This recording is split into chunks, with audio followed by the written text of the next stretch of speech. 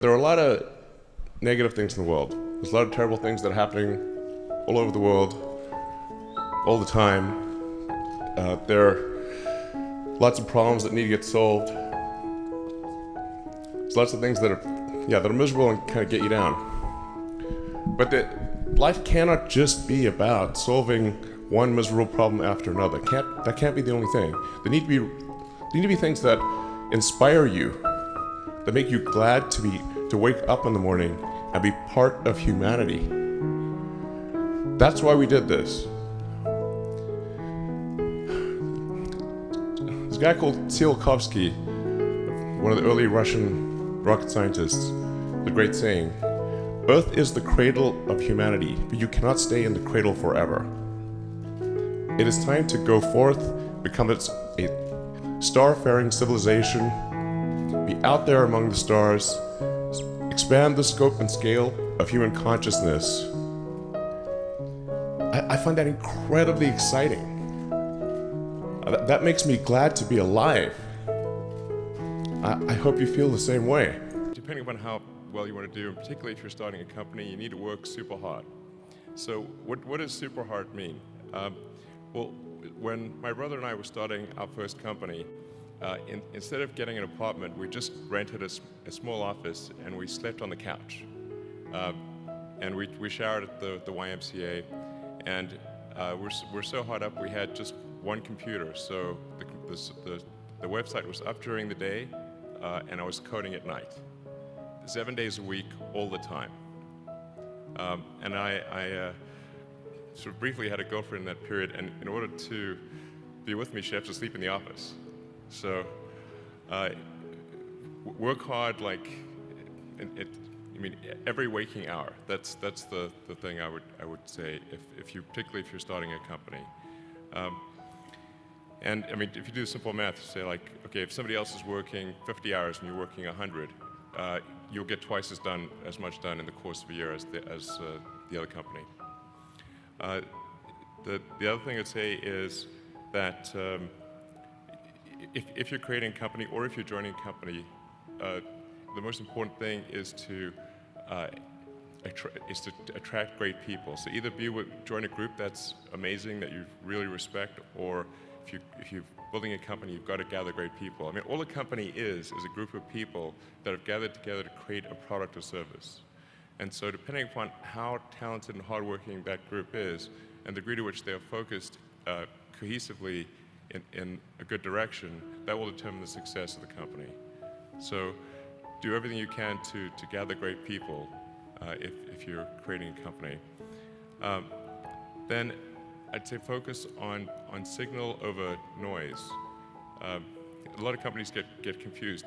They spend money on things that don't actually make the product better. So, for example, at Tesla, we've never spent any money on advertising. We put all of the money into R&D and manufacturing and design to try to make the car as good as possible. I think that's the way to go. So for any given company, just keep thinking about, are these efforts that people are expending, are they resulting in a better product or service? And if they're not, stop those efforts. And then the final thing is to sort of don't just follow the trend. So you may have heard me say that it's good to think in terms of the physics approach or first principles, which is, rather than reasoning by analogy, you boil things down to the most fundamental truths you can imagine, and you reason up from there. And this is a good way to figure out if something really makes sense, or if it's just what everybody else is doing.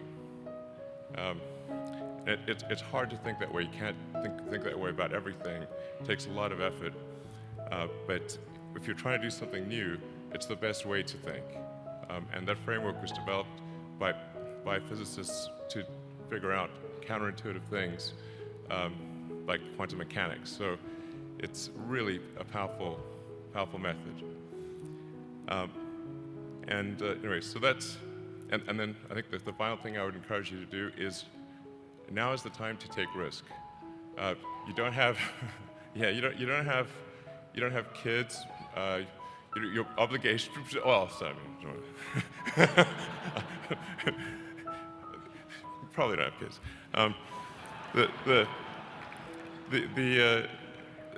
But as you get older, your obligations increase. So and once you have a family, you start taking risk not just for yourself but for your family as well. It gets much harder to do things that might not work out. So now is the time to do that before you have those obligations. So I would encourage you to take risks now. Do something bold. There's no need even to have a college degree at all, or even high school. I mean, if somebody graduated from a great university, that may be an indication that they will be capable of great things, but it's not necessarily the case. You know, if you look at, say, people like Bill Gates or Larry Ellison, Steve Jobs, these guys didn't graduate from college. But if you had a chance to hire them, of course, that would be a good idea. Yeah. So, you know, just looking just for evidence of exceptional ability, and if there's a track record of exceptional achievement, then it's likely that that will continue into the future. How I describe myself? Well, I mean, I seem to have a high innate drive, and that's been true even since I was a little kid. You know, I really had a very strong drive. Did all sorts of risky things when I was a kid that why did I do those things? They're crazy. I care a lot about the truth of things and trying to understand the truth of things. I think that's important. You know, if you're going to come up with some solution, then the truth is really, really important, I think. I try to think of, I mean, it's difficult to obviously come up with like things that are praise for oneself, you know, or like, there's bad and good here, but I think like sometimes they're just like the things that seem quite clear and obvious to me, and I don't understand why they aren't so obvious to everyone. Sure. So how would you educate your 5 boys? Actually, I created a little school. Yeah. What kind of school? Could you describe to us? Sure. I mean, it's small. It's only got 14 kids now, and it'll have 20 kids in September. It's called Ad Astra, which means to the stars. That's maybe a bit different from most other schools, is that there aren't any grades. There's no like not grade 1, grade 2, grade 3 type of thing. And making all the children go in the same grade at the same time, like an assembly line. I know. You know, because some people love English or languages, some people love math, some people love music, and different abilities at different times. It makes more sense to cater the education to match their aptitudes and abilities. So I think that's one principle. Another is that it's important to teach problem solving, or teach to the problem, not to the tools. So this would be like, let's say you were trying to teach people about how engines work, or you know, you could start by a more traditional approach would be to say, well, we're going to teach you all about screwdrivers and wrenches, and you're going to have a course on screwdrivers, a course on wrenches, and all these things, and this is a very difficult way to do it. A much better way would be like, here's the engine, now let's take it apart. How are we going to take it apart? Oh, you need a screwdriver. That's what the screwdriver is for. You need a wrench. That's what the wrench is for. And then a very important thing happens, which is that the relevance of the tools becomes apparent. So all your 5 boys are in that school? Yes. Until when? This is from I don't know. preschool So far to... it's only 1-year-old. They like it. They like it? Yeah. And you want to keep them away from regular schools? No, I just didn't see that the regular schools they weren't doing the things that I thought should be done. Like, you know, those 2 principles, they weren't adhering to those principles. So I thought, well, let's see what we can do. Maybe creating a school will be better. And I actually hired a teacher from the school they were at, who also agreed with me that there was a better way to do it. Have they surprised you in a way of their innovative thinking? Yeah, it seems to be going pretty well. I mean, the kids really love going to school. I think that's a good sign. You know, I mean, I hated going to school when I was a kid. It was torture. So the fact that they actually think vacations are too long, like they want to go back to school. Wow. Yeah, exactly. That's weird. I know.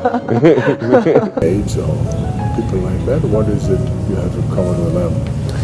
Well, I mean, those are pretty different personalities, you know, between Gates and Jobs and Ellison. Business and success? I think all three of those were technologists, but with different types of skills. You know, Jobs was obviously very good with aesthetics, and you know, he understood technology, of course, and he really understood what people wanted, even when they didn't know themselves.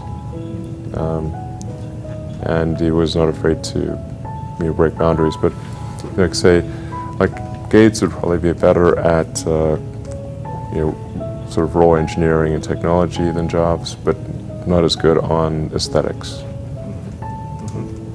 But I mean, for all of these guys, they're obviously very driven, and they're very talented, and they're able to attract great people to build a company. But I mean, the ability to attract and motivate great people is critical to the success of a company, because a company is it's a group of people that are assembled to create a product or service. That's the purpose of a company. People sometimes forget this elementary truth, and so if you're able to get great people to join the company and work together towards a common goal, and you sort of have a relentless sense of perfection about that goal, then you will end up with a great product. And if you have a great product, lots of people will buy it, and then the company will be successful. Yeah. But really, it's pretty straightforward, really. I mean, yeah, that's the reason for it. I wouldn't say I'm fearless. In fact, I think I feel fear quite strongly. But if what we're doing is, what I'm doing is, I think is important enough, then I just override the fear. Mm-hmm. So, but it's not as though I feel it like more strongly than I would like. Then I will overcome the fear and just do it anyway. But essentially, I mean, I just drive overrides fear. But I feel the fear. It's kind of annoying. I wish I didn't. Okay. I wish I felt it less. So I think overall, I think I'm pretty happy with where things are. It's hard not to be, honestly. Yeah. Things are in a good place right now, and I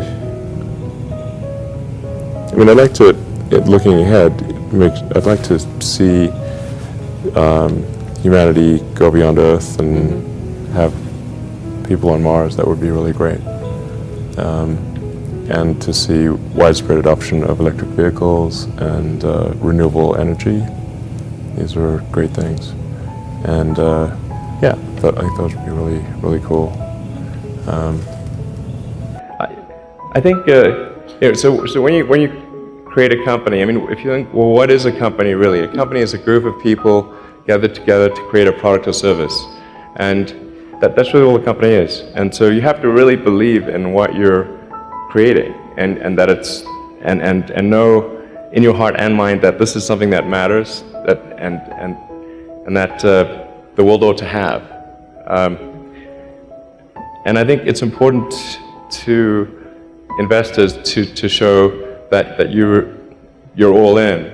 And I think, for example, with Tesla, the fact that I invested all the money I had, literally I had to borrow money from friends to pay the rent in 2008. The fact that I was all in, I think, made a huge difference to the investors, to convince them to invest in Tesla at the same time that say GM and Chrysler were going bankrupt. And yeah, I think you have to show that you really care. Like it's like that you've got skin in the game, and that you've given it everything that you've got, and then the other people at the company will follow suit, as will investors. I think that's really important.